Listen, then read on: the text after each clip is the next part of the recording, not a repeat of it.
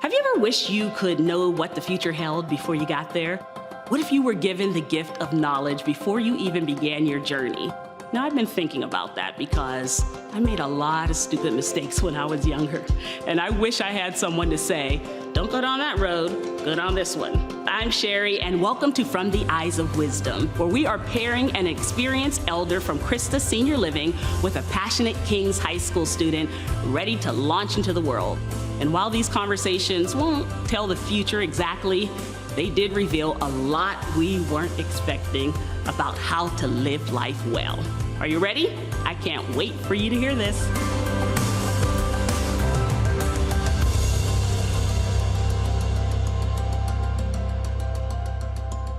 All right, here we go with another episode of From the Eyes of Wisdom, and this is when we pair we'll call you an elder. Is that okay, Jerry? That's fine. You feel like an elder? I fall into that class An elder statesman with a student that's ready to launch out into the world. How's that, Jinhan? That sounds good to me. Feel that good? Okay, we're going to pair you guys together and get some wisdom, have some questions, and just talk about life. Is that good? Good. All right. So, Jerry, tell me about, you went to King's, didn't you? Yes, I did. Okay, and you are currently a student in King's. Yes. Okay, now, I have here that you were sort of a bad boy. Is that right? Maybe some people's opinion.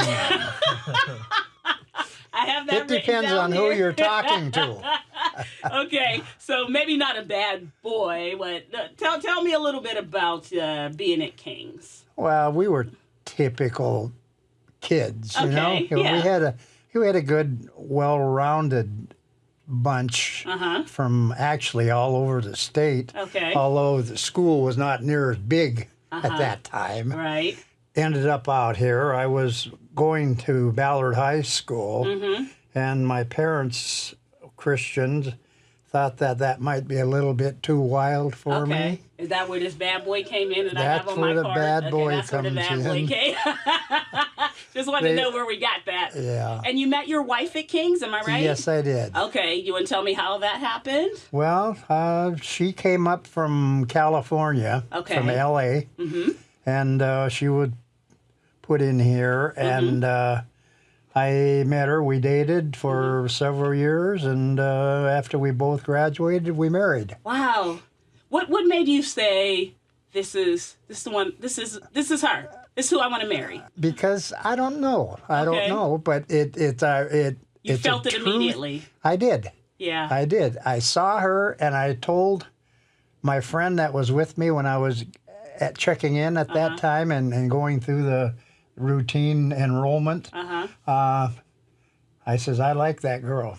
I said, she's going to be my girl. Yeah, right from the beginning. And here we go, 65 years later, and she still is. Oh, I love that. If you would tell Jinhan one thing that he should look for in a girlfriend, that this is the quality. He's 65 years. He's been married 65 years. He knows. One quality that he should be looking for. Well, I think number one is how you get along together. You know, how you can talk, you have fun together, and just the normal routine of high school kids nowadays, just going out together and having a good time. And I think it all begins there, and then it escalates. Okay.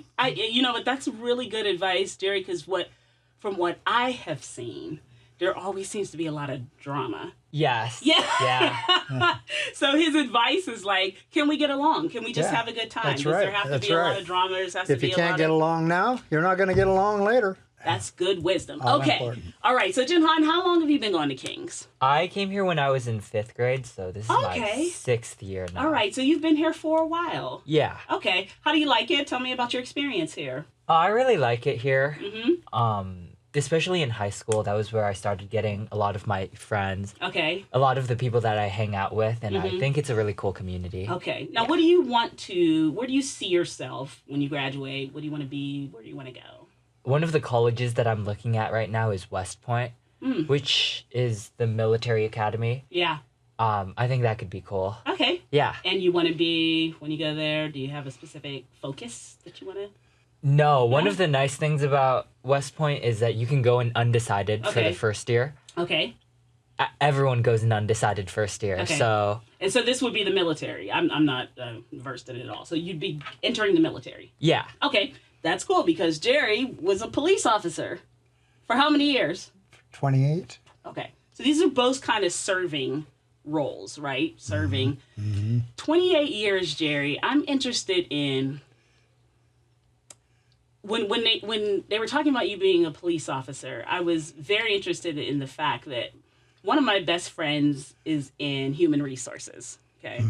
And I think about it the same way, and I think it would be the same way even being in the military. I always tell her, because we're believers in Jesus, I always tell her, you see, as a human resources person, you see why the gospel is necessary. Like, you see why Calvary needed to be so bloody, because you see the worst of things, right? And I think being a police officer and having to serve people when they're kind of at their worst, right? That's right. How did you stay positive? Well, or did you? Or did you become cynical? To a degree, I would, I think we all do. I think, you get to the point in where you've had enough. Yeah. You can have, you can get beat down and you just feel beat down. Yeah. And it gets you down, but then you just have to pick yourself up again and say, hey, I got a job to do. How does he, because he's gone into the military, there are going to be some beat down days. I'm not trying to get harm, okay? We're just trying to give you some wisdom, right? So when you get in there, you're going to feel that. I want you to remember this conversation with Jerry, right? When he feels those beat down days, what does he have to draw on? What does he have to remember, Jerry? What did you draw on? What did you have to remember? You got to realize, you have a God, and you have faith, and you look to him, you ask him for help. Through the tough times, he'll get you through. Did you ever lose faith? No, I never. I grew up in a Christian home. I was fortunate to have parents praying for me. It's probably the only reason I'm here today, that I survived, and and I appreciate it. And it's God had His hand in my life, and He led me right up to here, to this podcast today. And it's part of my life, and I accept it, and I'm ready to go on from here, whatever more is expected of me. Wow. What was the scariest thing you saw? Well, I was shot at a couple times. That's not real fun. I probably... You mean bullets are flying past and you're like, this is great. I'm really happy that this is happening to me right now. Yeah, I was doing a narcotics search warrant. I was working drugs at the time, and I had a fella take a shot at us in the hallway of a house. He was 20 feet away from me, and he put it right into the door jamb over my head. It was 3 o'clock in the morning, dark, and I knew I'd been hit because I was that close. And I dove back into the living room, and I'm just feeling for blood. I know I've been hit, but thank God I hadn't been, and I don't know how I survived that one, but I did, and we came through, and everything turned out all right. I had another incident where we did a search warrant, narcotics.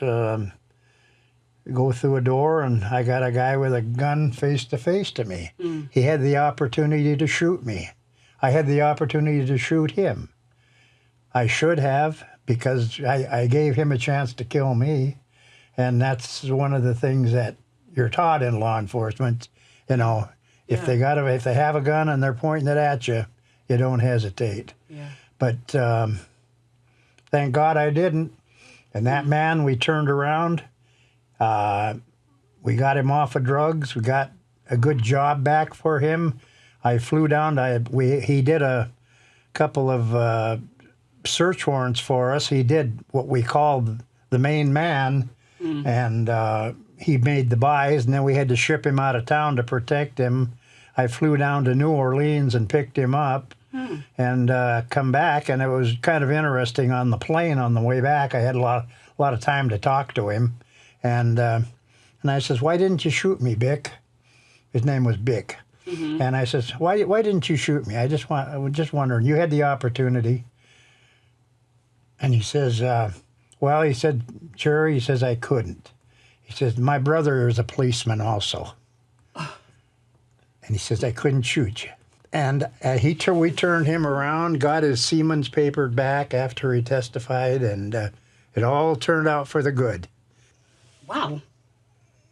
Not often that I'm speechless, but I think that it's a testament of God's hand always on your life, even when you don't have time. Like the gun's in your face. You don't have time to be like, "Our Father which art in heaven, hallowed be your name, thy kingdom." Like his presence is with you because you're his, right? He's here with you, and he's protecting you. That's right. And you don't have to, because you're his. Am I making sense? Yeah. You see what I'm saying? Yeah. Like I belong to him, and he's protecting me, and I don't have to cry out right now because he's with me right now. And I think that's something really powerful to take with you in that story, is that God's obvious obligation to his children in that very tense moment, fearful moment. Can I ask you a question? Yeah. What right now, thinking 10 years ahead, okay? 10 years ahead. You're, okay, so 27? 27. 27. What's your biggest fear? I guess my biggest rational fear is still not being able to find where I'm supposed to be. It's not necessarily being happy, but being somewhere that I fit in. And or maybe not finding a purpose. I guess that's it. That's a good point. Yeah. Because I don't want to wander aimlessly around trying to do things that I'm not supposed to. Okay, that's fair. Let me ask you this, Jerry. Did you feel like policing? Did you go into being a police officer thinking this is my purpose? Yes, I did. Okay. Did you grow up wanting to be a policeman? No. No, okay. No, not really. I was influenced by a friend. I was working in the construction business, had in business with my brother in the drywall industry. And I worked there for about 5 years and just felt like, no purpose. Would he just... Yeah. Okay. There's no, I want a job that I feel like I have a purpose in life, that I can maybe help somebody and maybe have satisfaction in my own life. Yeah, yeah. And I found it there. I really did. A lot of people say, in police work? Well, I'll tell you what, it's been a good job to me. I only worked the streets for about 5 years, and then after that I was in plain clothes throughout the department, ended up in homicide for 12 years, but I met some very influential, very interesting people through my career. Yeah. People that I would have never met, had the opportunity. And I'm thankful, I'm grateful. I am not, when I look back now, I'm not sorry one bit. No regrets. I know. I think I did the right thing. I made the right move. Okay. And so would you say to Jinhan, I made that move not knowing how good it was going to be. I just felt like, hey, this will give me some purpose. And then God just kind of unfolded it from there. Very well put. Okay. When I talk to young people in your generation, there's so much pressure to find out, what am I supposed to be doing? Where am I supposed to be? And then I talk to people in Jerry's generation, and I hear people like Jerry saying, oh, I was doing drywall, and then I felt like I want some purpose. So I went and became a police officer, and then God did this, and then he did that, and then that, and that. And there's no plan or map. It's just waking up open to God being in your life. Does that make sense? Exactly. Is that am I let articulating that right? Let him lead. God doesn't follow well. Yeah, I've learned that. That's right. Yeah, he don't like following us. If I could give you any advice, I think that would be number one. What is it? That you let him lead you. Let him lead you. And trust that leading. Mm-hmm.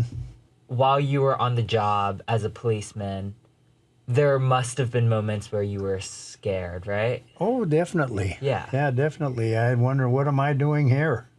So he's saying, like, overall, you look at the picture and you're like, I have no regrets. But in a moment, can you remember a moment where you're like, I probably should have picked a different... Oh, I ended up in the hospital a few times, and, really?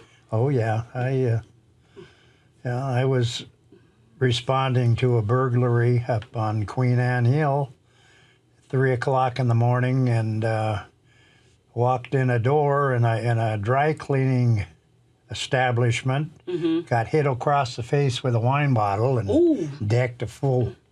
That put me in the hospital for a couple of days, and I had a couple other incidents where I ended up there, and so, I got the few bruises to show for it, but I don't still, I figure that's part of the job.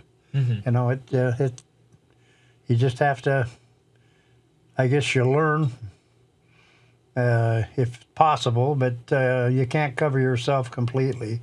You're open to that type of a thing, and that's where you just pray that each day that God will protect you and He'll take care of you.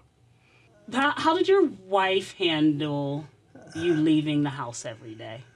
When I was working homicide, we'd get called out often at 2, 3 in the morning, she had to hear that phone ring. Yeah. She didn't like that, nor sure. did any of us, but it was part of the job. But no, she never really complained. She was good, and we had a lot of friends on the department. She met a lot of the wives, and we skied together all over. We had a club, and so they'd get together, and it was a close-knit group. Can you talk about how important it was, specifically on the force? Because if you're going into the military, it's the same kind of thing where it's this shoulder-to-shoulder working with people and these deep relationships that you're going to have to form because you're doing these tasks together, completing these tasks together, shoulder to shoulder. How important were those relationships, and how important would you tell Jinhan it is to form these bonds with these people and keep them? Oh, it was very important, and I do keep them. I've got friends that we have an annual banquet, a retired officers banquet, every year. There would be up to 400 people there. And we had it here in November. And friends that, they go back probably 40 years, 30, 40 years. And we're still friends, and we get together. We'll have get-togethers occasionally and birthday parties or whatever. And there's quite a camaraderie. It's something that I think they're lacking today. Yeah. In the departments today, I don't think they have the camaraderie, and and that's important. It is. That's important in police like that, work like that, and it is in military also. You'll find that you'll have camaraderie there. You'll be making friends. I did 3 years in the Air National Guard, so I had a little taste of military life too, and. That's you form friends, and you learn to trust each other, and some of those friendships carry on for maybe the rest of your life, and some of them are gone after your time you serve, but they're good. Yeah. They're good for you, and you'll have that, and you'll see that, and especially here where you're going to West Point, you'll be going to school with them, so it's not all. It's a little different than, I guess, military training where you're out in the wilds, and you'll be a lot of your time will be classwork time, which is good, and It's a good career. I think you're being very thoughtful. I think I think it's a good career. I think it's good for you at your age now to be thinking along that line. Yeah. You know, that's important because a lot of kids nowadays, they go into school, they go into college, they don't know what they're going to do. They come out of college and they don't know what they're going to do. And they wasted a lot of their life already. That's very true. So, Jerry, when you said that when you were in the police force, you built a lot of camaraderie, but you don't see that in today's police force. And I don't see it, and I don't understand it. I really don't, and I don't know why. I guess a prime example is we had every year at our annual retired banquet, the new retirees are introduced, and they had at our banquet in November. Now we had I can't remember the exact number, but it was probably 30 or 40 new retirees, and out of that 30 or 40 retirees to get their retirement badges and to be, to come to, there was only about 10 of them showed up. Oh. They didn't even show up for, so Really? it just, that's kind of an example of what I'm referring to. That's a cultural thing. I think in our culture, relationship, as far as friendship and relating to one another is not as important. I think we're breaking apart. I think we don't trust each other. I think that's right there. I think they just don't trust each other. Yeah. And I like you say, I think it's a cultural thing that we've established. People don't trust each other anymore. We don't trust each other. And that's sad. It is. And I've said, and I love what you're saying, and I think that's an important thing to remember, Jinhan, is to say, fight for friendship, fight for relationship. Why do you think that is, that relationships are breaking down? Oh, Jerry, what do you think? Well, I'll go to you first. I think it's the world in general right now. It's the world relationships. We're not trusting China. We're not trusting anybody. Right. Russia, they're fighting. Everybody's fighting. Everybody, nobody's trusting anybody. Yeah. And everybody's turning on Everyone's everybody. suspicious. And it's like, what's going on? It's there's no common sense anymore. Yeah, I would. That's good. There's no common sense anymore. I also think, I know everyone's like, oh, social media is terrible. Social media is terrible. There's a lot of good things about social media, I suppose. But I will say that it gives you a false sense of community. You have a digital community that you think that are your friends. So you feel connected, but you're not. You're scrolling. You see, oh, look, so-and-so was at the mall yesterday. Oh, look, so-and-so had a vacation yesterday. And you feel like you're connecting with them, but you're not. She didn't tell you I had so much fun at the lake yesterday. So you didn't really connect. And so it's a false sense of connection. And so you end up lonely because we were built to relate to each other. Exactly. We were built to go golfing with each other. Yeah. And so you end up not having that. So then when you do want to go golfing with someone, you don't have anybody. And so all you have is yourself on Instagram taking a picture of yourself. Yeah. So I think that that digital world has built a false sense of community. And I think what Jerry is saying is something that would be really good for you to remember is have real community. You know what someone said to me the other day? She said she has to stop using her phone with her kids. She has little kids.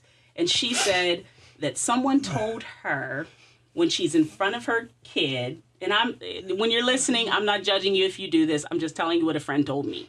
She said when she's in front of her kid, someone told her, and she has her phone in front of her kid, what she's saying to her child is, I wish I was somewhere else. And I think that's, if we're not relating to each other, it sounds like, Jerry, you were in the moment person. When you were sitting with people, you were looking them in the eye and you were with them. I'm with that person. We're talking, we're relating to. With your friends. It's important, I think that you would have had to have been, or you still wouldn't have these relationships with people that you're going golfing with. Yeah. He said no regrets. No, I don't. I don't know that I'd have done anything different than I have really done. I mean, I know there are a few things, yes, financially that I made that I could have done better if I'd, right, few investments and whatnot. Yes, there were regrets there, but that was maybe just bad thinking or bad luck or I don't know. But overall, you feel like, hey, I've had a life well lived. I have. I've had a very interesting life. I still have some left. Next week I'm going to Chelan and with old friends, and I am going to have a good time. Oh, I love that. That's amazing. It is. Jinhan, you have any other questions for Jerry? It's a wise man in front of you. Yeah, I have one more. Okay. So, when you're in the police force, were you able to choose which department you go into? I worked all over. I started out in patrol in uniform, which is normal, and I worked in uniform for about 5 years. After that, I jumped into almost every detective division there was. I went into auto theft, went into burglary, went into intelligence, which was a great job. That was during the anti-war demonstrations, and I had to. That was a great job. Okay. And then I went into narcotics, and then eventually ended up robbery, and then went into homicide. Wow. So ended up the last 12 years in homicide. Wow. So you did it all. So yeah, I had a good career. I covered pretty much all, and got my feet wet in a little bit of every division. Wow. But I was fortunate too. I had a pretty good ride on the department because of my golfing abilities. I played on the golf team, which we traveled around, and a lot of the chiefs and a lot of higher up. So you get to know you, and sometimes it's not what you know, but it's who you know. All right, write that down on the card, Jinhan. Play golf.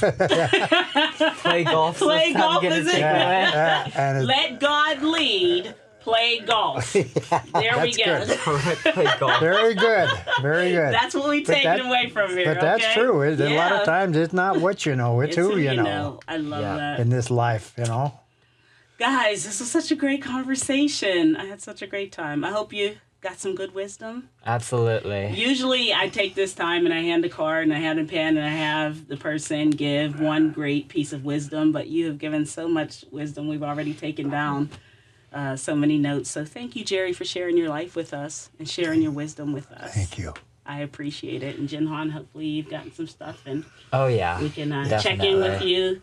10 years from now, I feel pretty confident you're going to be walking in great purpose and doing great things and serving people and having a wonderful life that God is using you. I hope so. I believe that. You believe that, Jerry? I believe that. I believe that. He's got a lot going for him. Yeah. I believe that. Yeah. All right, everyone. Thank you so much for joining us with From the Eyes of Wisdom. And that's our episode for today. I think we'll have an episode next week, but we may not. And if we don't, goodbye forever. I'm just kidding. That's it. I do that every time. Thank you, guys. And we'll talk to you next episode.